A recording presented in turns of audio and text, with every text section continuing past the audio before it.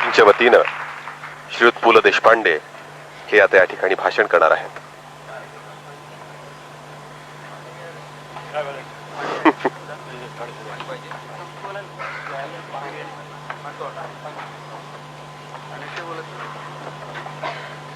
माझ्या मराठी मित्रांनो,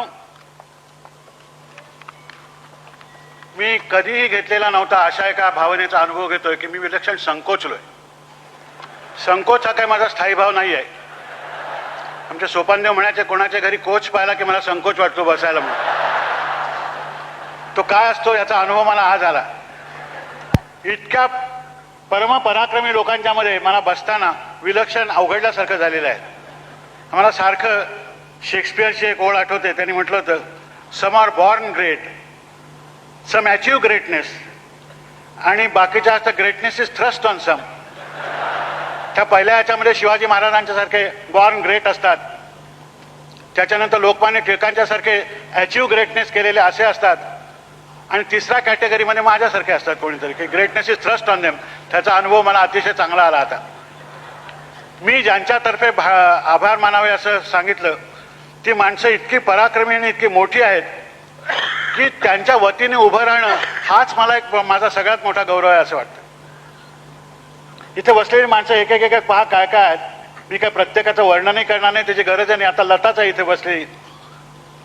मला जर कोणी विचारलं आकाशात देव आहे का, ते मी सांगेन मला माहिती नाही. मला माहिती एकच की ह्या आकाशामध्ये सूर्य आहे, चंद्र आहे आणि लताचा स्वर आहे.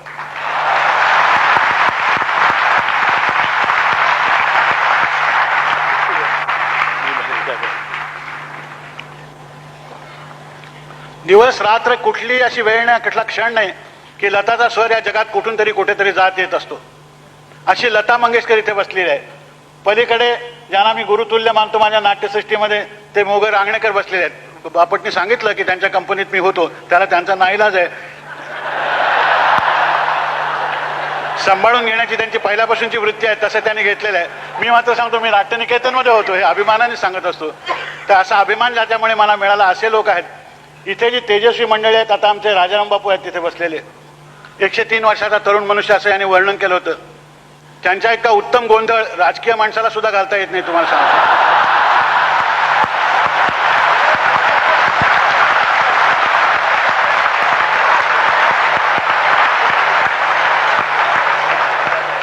आजची 1000 माणसं राजकीय म्हणून जमलेली नाही आहे, ते मला माहिती आहे, म्हणून मी धाष्ट केलं.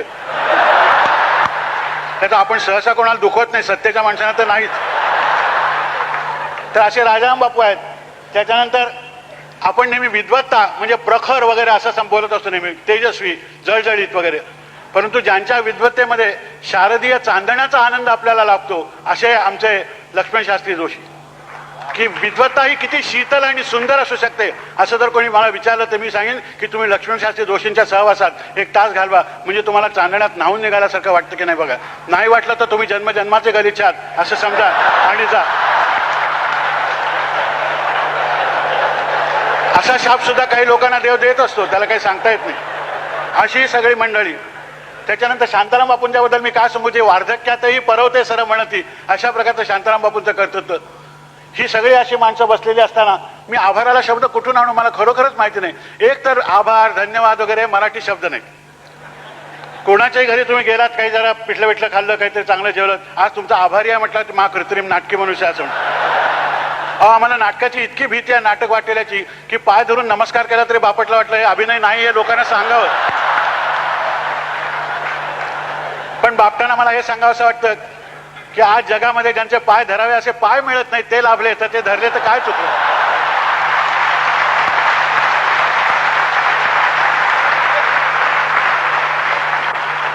तिथे उद्योगपती शंतनुराव किर्लोस्कर, यमुनाबाई वाईकर आहेत. तुम्हाला सांगतो की लावणी गाणं म्हणजे सामान्य आहे असं समजू नका. एक एक वजन पेलताना त्याला रक्त आटवावं लागतं आणि त्याची समज जाणीव हात करून घ्यावी लागते. जितकी ख्यालाला करून घ्यावी लागते तितकीच लावणी गाताना सुद्धा करून घ्यावी लागते. हा साक्षात्कार ज्यांच्या गाण्यामध्ये आज अनेक वर्ष झाला त्या यमुनाबाई इथे आहेत. अशी सगळे माणसं, प्रत्येकाचा गोवारीकर आहेत. हवा तज्ज्ञ असून सुद्धा यांचा हवामान अंदाज बरोबर आला.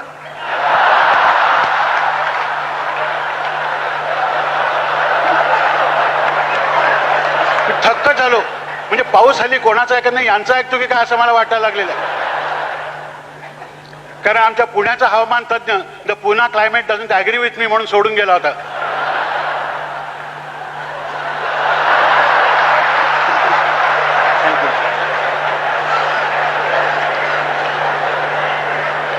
तर अशा प्रकारची ही पराक्रमी माणसं बसलेली असताना मी काय याच्यामध्ये आभार मानायचे? आभार विभार हे काही खरं नाही आहे. मला तर एवढंच वाटतं की मराठीमध्ये काय किंवा भारतीय संस्कृतीत जिथे आभार विभार मानत असतील ते मानू देत बिचारे, पण मराठी माणसाला ते आभार मानतो, धन्यवाद देतो म्हटलं की हे खोटंच बोलतायत असं वाटतं. किंबहुना मराठी माणसाला जर फार हळू बोलायला लागलं तरी डोंगी असं वाटतं. इतक्या आपण मोठ्याने बोलत असतो, एकमेकाशी मोकळेपणाने बोलत असतो. केव्हा आलं, बरं वाटलं आलं असं म्हटलं की महाडोंगी आहे. अशा प्रकारचं आपलं हे आहे. तर आभार विभार कसले मानणार मी? ह्या लोकांनी आम्हाला अतिशय सुंदर भेट दिली आहे. ते काय आपल्याला तिथून लक्षात आलं, तो लामण दिवा आहे. हा लामण दिवा मी एवढंच सांगतो की आम्हा सगळ्यांच्या घरी सदैव पेटत निश्चित राहील. फक्त तेवढे तेलाचे भाव खाली आले तर बरं होईल.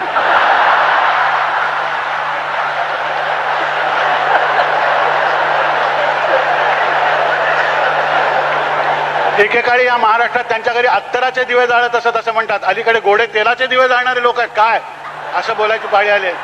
तेव्हा तेवढे नक्की येतील, पण त्यांना कल्पनाही त्यांनी दुसरा जो दिवा आमच्या अंतःकरणात लावलेला आहे तो स्नेहदीप आहे.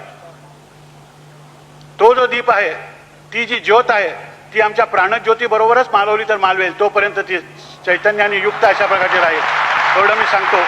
आणि मला माहिती नाही की हे मान स्वीकारायला मी योग्य आहे की अयोग्य आहे, परंतु इतक्या लोकांनी ज्या अर्थी मी मोठा आहे असं ठरवलेलं आहे ते कदाचित असेल सुद्धा अशी शंका माझ्या मनात यायला लागलेली आहे.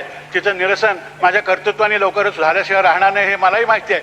परंतु आपण एवढं प्रेम केलं, एवढं दाखवलं. घरच्या माणसाने इतका घरचा आहेर याला मराठीत निराळाच अर्थ आहे, पण घरचा इतका सुंदर आहे आयुष्यभर कुठल्या तरी एका क्षेत्रामध्ये धडपडून ते समजून घेण्याचा प्रयत्न करताना मिळतं.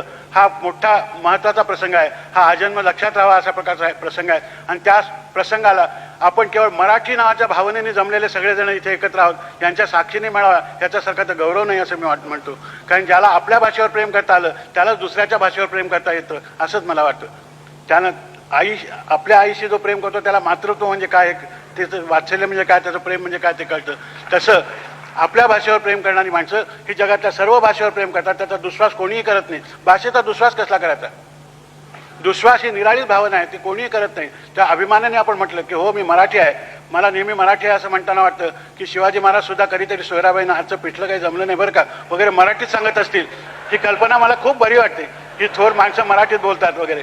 तर अशा थोर माणसांनी जी भाषा समृद्ध केली त्यातलेच आपण एक लहानसे आहोत. ही बाकीची मंडळी मोठी आहेत, त्या मनाने लहानसा असून सुद्धा मला तुम्ही मोठा केलात. हे महाराष्ट्र धर्माला जागलात की नाही मला माहिती नाही. तर आपल्याकडे सामान्यतः मोठा मनुष्य असला तरी ठीक आहे वगैरे असं, नाही तर चढून जाईल अशा प्रकारची आपल्याला काहीतरी भीती असते. आम्ही आता अशा वयात आलेलो आहोत की आता चढून जायचं असलं तर कोणातरी खांद्यावरच चढून जाणार. त्यामुळे ती भीती बाळगायचं काहीही कारण नाही आपल्याला.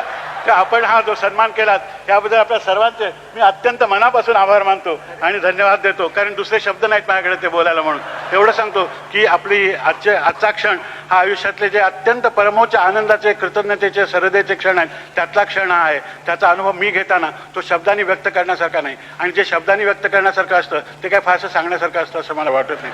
तर हा असा अनिर्वचनीय अनुभव दिल्याबद्दल मी पुन्हा एकदा आपलं ऋण व्यक्त करतो आणि कृतज्ञ वाटतो.